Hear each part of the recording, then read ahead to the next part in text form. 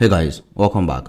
So based on popular demand, today we're going to be powering my Starlink standing fan, rechargeable standing fan by the way, my MacBook as well, and my watch with the Vector Echo Mini power station.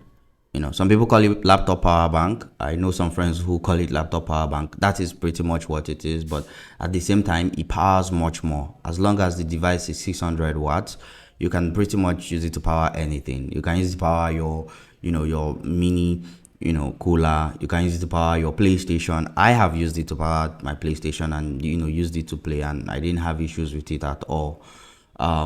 It's also one of those inverters that you would never have issues with if you use it to power your Starlink. If you remember, in one of my videos, Starlink would make noise if you plug the Starlink device to some inverters, right? It will start making this noise. I've made a video about that on YouTube.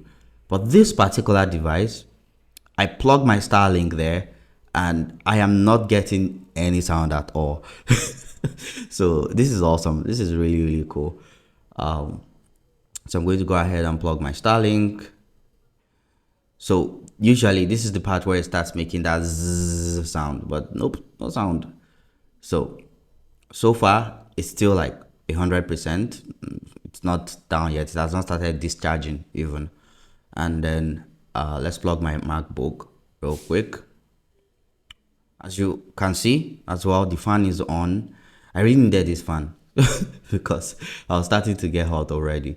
So fan is on as well.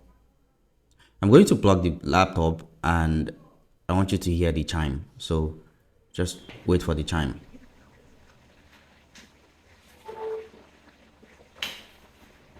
Did you hear that sound? Okay. All right, let's continue. Oh yeah, my watch. I need to plug my watch real quick as well.